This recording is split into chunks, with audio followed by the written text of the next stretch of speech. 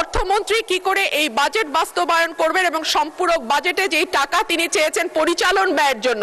বাংলাদেশের জিডিপির আকার ৬৮ লক্ষ কোটি টাকা, জিডিপির প্রবৃদ্ধি মাত্র ৩.৪৯%, মূল্যস্ফীতি ৯.৫%, খেলাপি ঋণ মোট বিতরণকৃত ঋণের ৩৫.৭৩%, যেটা টাকার পরিমাণে এসে দাঁড়ায় ৬,৪৪,০০০ কোটি টাকা। সামগ্রিক ব্যাংকিং খাতে মূলধনের পর্যাপ্ততা ঋণাত্মকে গিয়ে দাঁড়িয়েছে, সেটি এখন ঋণাত্মক ২.৬৪%। বেসরকারি খাতে ঋণের প্রবৃদ্ধি কমতে কমতে ২২% থেকে নেমে দাঁড়িয়েছে ৫%।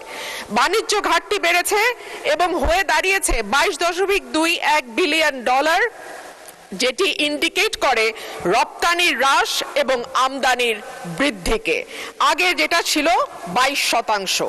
মাননীয় স্পিকার, শ্বেতপত্র বলছে বাংলাদেশ থেকে গত ১৫ বছরে পাচার হয়ে গেছে $২৩৪ বিলিয়ন, অর্থাৎ বছরে প্রায় ১৪ থেকে ১৬ বিলিয়ন ডলার পাচার হয়েছে। অন্যদিকে গ্লোবাল ফাইন্যান্সিয়াল ইন্টিগ্রিটি বলছে ওভার এবং আন্ডার ইনভয়েসিং এর মাধ্যমে বছরে $৮ বিলিয়ন দেশ থেকে বাইরে গেছে। বাংলাদেশের ব্যাংককে রাজনৈতিক হাতিয়ার হিসেবে গত ১৫ বছরে ব্যবহার করা হয়েছে। যাদের দৃশ্যমান কোনো ব্যবসা নাই তাদেরকে ঋণ দেয়া হয়েছে, পরিবারের হাতে ব্যাংকগুলোকে একটির পর একটি তুলে দেয়া হয়েছে। রাজনৈতিক সিদ্ধান্তে সুদ হার ও ডলারের দাম ঠিক করা হয়েছে, ডলারের উপর চাপ কমাতে দাম ধরে রাখা হয়েছে। অন্যদিকে ১৮ থেকে ২০ বিলিয়ন ডলার এই খাত থেকে বিদেশে চলে গেছে। শেয়ার বাজার এবং কর ব্যবস্থাপনা উন্নত না হলে পুরো চাপ গিয়ে পড়বে ব্যাংক খাতের উপরে। আমরা জানি মাননীয় স্পিকার, বাংলাদেশে ঘাটতি বাজেট দেওয়ার একটি সংস্কৃতি আছে এবং এই ঘাটতি পূরণ হয় দেশের ব্যাংকগুলো থেকে ঋণ নিয়ে কিংবা বিদেশি ব্যাংক থেকে ঋণ বা অনুদানের মাধ্যমে। মাননীয় স্পিকার, ব্যাংক খাত যেখানে অলরেডি খেলাপি ঋণ বা মন্দ ঋণ মোট বিতরণকৃত ঋণের ৩৫% গিয়ে পৌঁছেছে, সেখানে এই ব্যাংকগুলো আর ব্যক্তি খাতে বিনিয়োগের জন্য কোনো ঋণ দেওয়ার অবস্থায় আছে কিনা সেটা একটি বড় প্রশ্ন। আইএমএফ সম্প্রতি জানিয়েছে যে তারা বাংলাদেশে যে ঋণের চুক্তি হয়েছিল তার পরবর্তী কিস্তিগুলো নতুন সরকারকে আর দেবে না, তারা নতুন করে চুক্তি করতে বলছে। সুতরাং এখন ঋণের দিকে আমাদের তাকাতে হবে চীন বা এরকম কোন দেশের দিকে। আমরা যখন কোনো ভিন্ন দেশ থেকে ঋণ নেই এডিবি, ওয়ার্ল্ড ব্যাংক বা আইএমএফ এর বাইরে গিয়ে, তখন দেখা যায় সেখানে সুদের হার অনেক বেশি থাকে এবং দ্রুত সময়ের মধ্যে ক্ষমতাসীন ব্যক্তি, ক্ষমতার অধিকারী ব্যক্তি নাকি আমেরিকার প্রেসিডেন্ট, তিনিও যদি অতিরিক্ত অর্থ খরচ করতে চান সেক্ষেত্রে কংগ্রেসের অনুমতি লাগে। সম্প্রতি ইরানের যুদ্ধকেন্দ্রিক খরচের বিষয়ে তাকে কংগ্রেস ভোট দিয়ে বিল এনে তার খরচের যে বিষয়টা, অতিরিক্ত খরচের যে বিষয়টা ছিল সেটাকে হ্রাস করেছে। এদিক দিয়ে তিনি বাংলাদেশের প্রেসিডেন্টকে ঈর্ষা করতেই পারেন।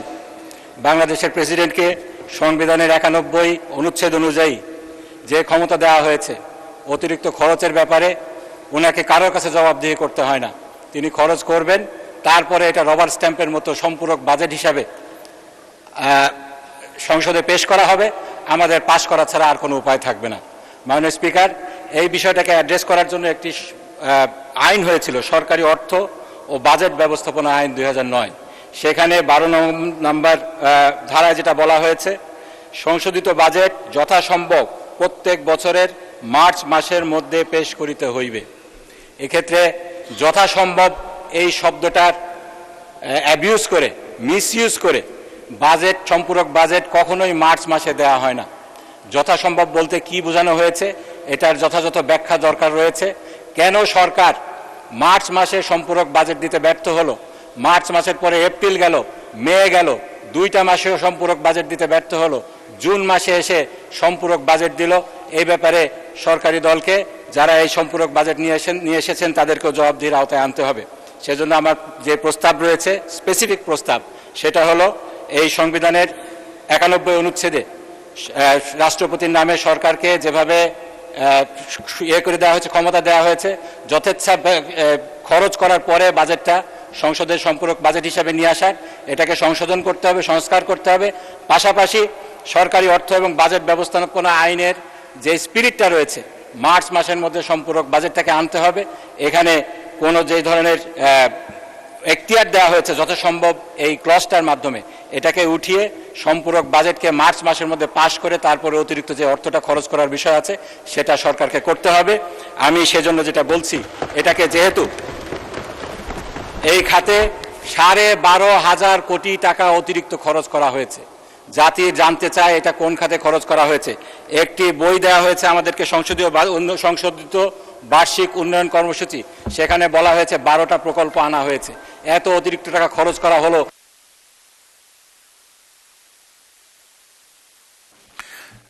এক মিনিটে কনক্লুড করুন। আমার আধা মিনিট লাগবে মাননীয় স্পিকার, ধন্যবাদ আপনাকে। এই বিষয়ে অস্পষ্ট রেখে এই বিলটি পাশ করা কোনোভাবে উচিত হবে না।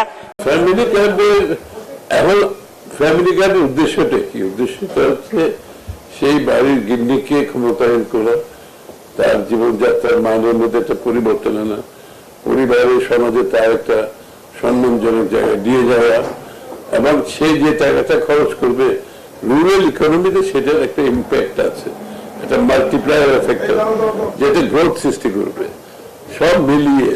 কিন্তু আমরা যেটা বলছি এই টাকাটা দেওয়ার পরে আমরা জানতে চাচ্ছি তাদের জীবনের পরিবর্তনটা কতটুকু আসছে। এটা একটা মেজারমেন্ট দরকার, কারণ আমাদের তো জানতে হবে যে টাকাটা পাওয়ার পরে তার জীবনের পরিবর্তনটা কিভাবে আসছে। আমরা তো চাইছি যে তার জীবনে পরিবর্তন আনার জন্য, এবং সেটা কতটুকু আসছে আমরা জানতে হবে।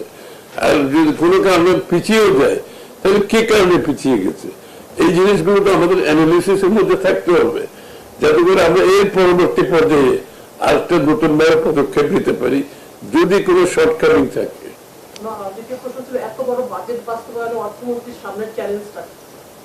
চ্যালেঞ্জ খুব সোজা, যেই বলেছি আমরা কি বলবো, কি অর্থনীতি বলেছি এখন বর্তমানে ভঙ্গুর অর্থনীতি থেকে স্থিতিশীল অর্থনীতি, স্থিতিশীল অর্থনীতি থেকে সমৃদ্ধির অর্থনীতি খুব পরিষ্কারভাবে বলা হয়েছে। এবং প্রথম দিকে ভঙ্গুর অর্থনীতিকে স্থিতিশীল করতে হবে, স্থিতিশীল হওয়ার পরে তারপর একবার স্থিতিশীল হয়ে গেলে আমরা সমৃদ্ধির পথে যাব, অর্থনীতি ঘুরে দাঁড়াবে। এই অর্থনীতির সুফল প্রত্যেকটি বাংলাদেশের মানুষের কাছে যাতে যায়, এই বাজেটে সেটা